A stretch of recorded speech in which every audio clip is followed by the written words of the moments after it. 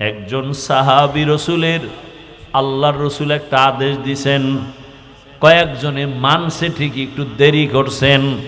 রসুল মনে কষ্ট পাইয়া কথা বলেন না, সালাম নাই। নবী মসজিদে আসেন, নামাজের সালাম, আবার চলে যান। সাহাবী পিছনের কাতারে দাঁড়ানো, নবী ফিরিয়াও তাকায় না। সাহাবীর মাথা গরম হয়ে গেছে, মায়ার নবী যদি আমার দিকে না তাকায়, আমার কপাল পোড়া, আমার কপাল পোড়া।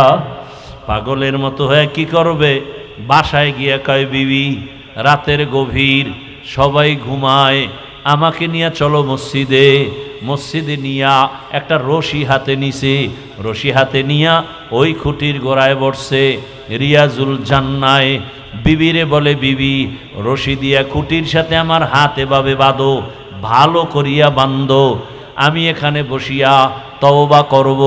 বিবি বাইদা পরে কয়, যাও, আমি এখানে বসে আমার মালিকের কাছে কান্না করব। আমার মালিক যদি আমাকে ক্ষমার ঘোষণা না দেন, আল্লাহর নবীর কাছে আয়াত যদি না আসে, নবী যদি আইসা আমারে বলে তোরে আল্লাহ মাফ করছি, তাহলে আমি উঠব, না হয় মৃত্যু পর্যন্ত এই খুঁটির গোড়ায় কানতেই থাকব। সাহাবীকে বেঁধে দিল বিবি খুঁটির গোড়ায়, এমন কান্না চলতেছে। নবী তাকান্না, নামাজের ইমামতি করিয়া নবী হুজরায় চলে যান। সাহাবীর কান্না আর কান্না, ও আল্লাহ বেয়াদবি করে ফেলেছি, মাফ করে দাও আল্লাহ, দুনিয়ায় শাস্তি দাও, মরার পরে হাসরে শাস্তি দিও না, কারণ দুনিয়ার কষ্ট সইতে পারি না, জাহান্নামের কষ্ট কেমন করে সহ্য করব। সাহাবী এমন কান্না শুরু করছেন। কিছুদিন পর রহমতের নবী তার সামনে দাঁড়াইছে, দাঁড়ায় কয়, রে সাহাবী, আবার আল্লাহ তোর ব্যাপারে ক্ষমার ঘোষণার আয়াত দিয়া পাঠাইছে। আল্লাহ তোমার কান্না কবুল করেছেন, তোমারে আল্লাহ মাফ করে দিছেন, যাও তুমি বাসায় যাও। সাহাবী কান্না করে, ইয়া রাসূলুল্লাহ, আমি রশি বাঁধছি, আপনি বুঝি বেজার হইছেন, আপনি খুশি হইছেন কিনা আমি বুঝার জন্য আমি চাই আপনার হাতে আমার রশি খুলবেন।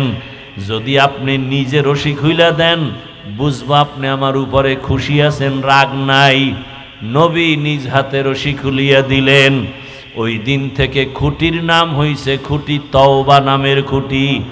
আজও মদিনায় যাও, রওজায় গিয়া দেখো, রিয়াজুল জান্নার ওই খুঁটির উপরে আরবিতে লেখা সতুনে তওবা।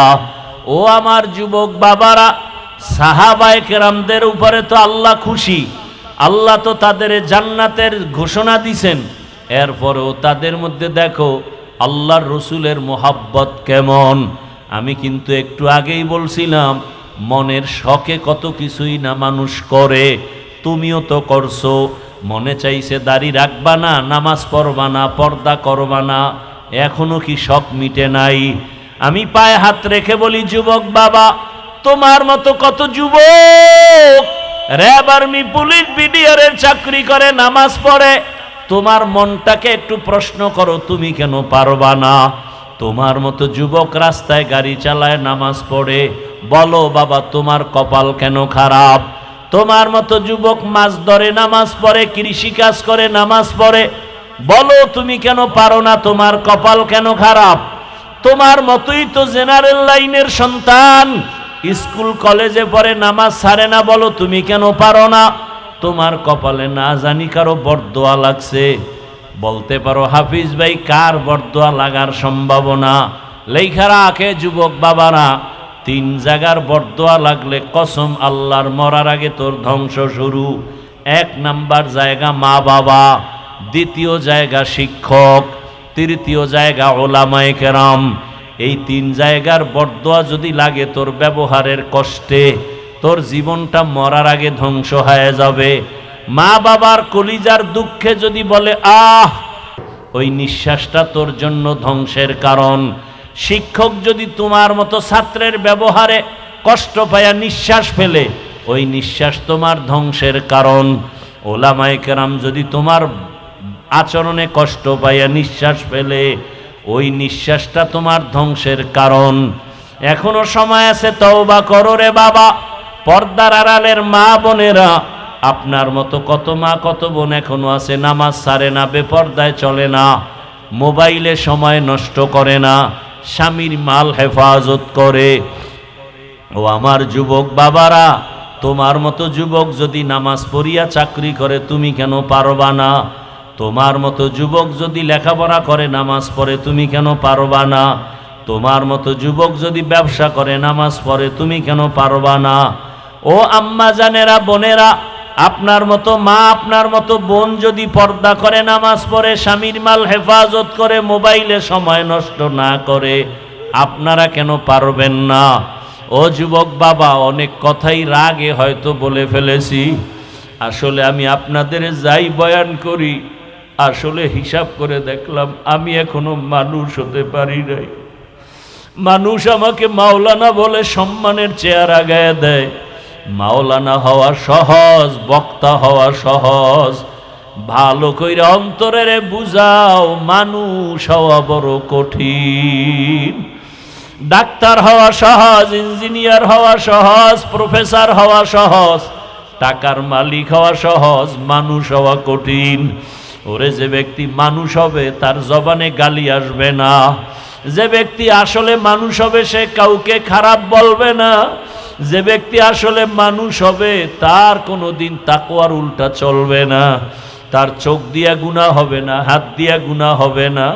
অথচ বয়ান করি ঠিক, তবে আমার হাতের দিকে তাকায় দেখি গুনার কারণে আবার হাত না পাক, গুনাহের কারণে আবার চক্ষু না পাক। এরে যুবক, নিজের দিকে তাকাইয়া দেখ, জীবনে কত গুনাহ করেছো। ওরে মাকে কত কাঁদাইছো, খারাপ আচরণ করিয়া বাবারে কত কাঁদাইছো রে যুবক। খারাপ ব্যবহার করিয়া তোর শিক্ষকের কত কাঁদাইছো। খারাপ আচরণ করিয়া কত আলেমের কাঁদাইছো রে যুবক। পায়ে হাত রেখে বলি ফিরিয়া যা, মাওলার ধরা বড় কঠিন। ওরে আমার আল্লাহর ধরা থেকে কই পালায় যাবি? দুইটা পায়ে হাত রেখে বলি, মানুষ হওয়ার চেষ্টা করো রে বাবা। রসুলের আদর্শ ছাড়া কোনোদিন মানুষ হওয়া যায় না। মক্কার চরিত্রহীন মানুষগুলো শুধু রসুলের আদর্শের কারণে জান্নাতের সুসংবাদ পেলেন। নবীর আদর্শের কারণে বেলালের মতো কত কালো মানুষ দামি হয়ে গেল। মায়ার নবী মেরাজ থেকে আসিয়া কয়, বেলাল, জান্নাতের মধ্যে তোমার আওয়াজ পাইছি হাঁটার, তুমি এমন কি আমল করো? ইয়া রাসূলুল্লাহ, তেমন কোনো আমল করি না, তবে আমার মনে বলে একটা আমল আছে, সব সময় করি, ওযু করিয়া 2 রাকাত নামাজ আদায় করি। বেলালের মতো কত কালো মানুষ এত কষ্ট জীবনে সহ্য করছে, তারপর আমার আল্লাহকে ভুলে নাই। ও যুবক বাবা, শুধু একটা কথা অন্তরকে বুঝাইও, যে তোমার মতো জেনারেল লাইনের যুবকেরা যদি গাড়ি চালায়, চাকরি করে, ব্যবসা করে, লেখাপড়া করে, নামাজ পড়ে, তোমার সমস্যাটা কোথায়? এখনো তওবা করো। মনে মনে আল্লাহকে ডাকো আর বলো, ডাক্তার হও, ইঞ্জিনিয়ার যাই হও না কেন, আদর্শওয়ালা মানুষ হইও। আদর্শবান ডাক্তার, আদর্শবান ইঞ্জিনিয়ার হও। এখন মনে মনে আল্লাহকে পেছনের গুনাহ থেকে মাপ চাও। মনে মনে আল্লাহকে বলো, হে মালিক, এই হাতের দ্বারা কত গুনাহ করেছি, চোখের দ্বারা গুনাহ, জবানের দ্বারা গুনাহ। আমার গুনার খবর আল্লাহ মা জানে না, বাবায় জানে না, কেউ জানে না, আল্লাহ আপনি জানেন।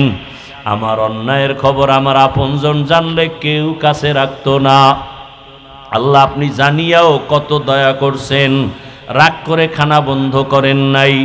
আমার গুনার কারণে আপনি রাগ করিয়া পানি বন্ধ করেন নাই, বরং আপনি বারবার আমাদের ডাকছেন তওবা করার জন্য, আমরা তওবার দরজায়ও যাই নাই, আলেম ওলামারা ডাকছে তাও শুনি নাই।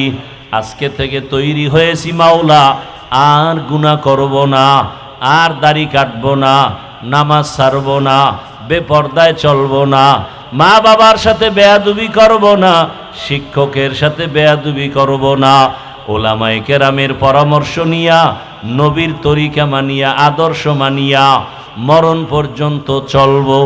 ডাক্তার হলেও আর নামাজ ছাড়ব না, ইঞ্জিনিয়ার হতে গিয়াও নামাজ ছাড়ব না, ব্যবসা করতে গিয়া আর নামাজ ছাড়ব না, চাকরি করি বা না করি নামাজ ছাড়ব না। অন্তর থেকে যদি মাওলাকে তওবার নিয়তে বলা যায়, আল্লাহ দরজা খুলে দিবেন, ফিরাইয়া দিবেন না।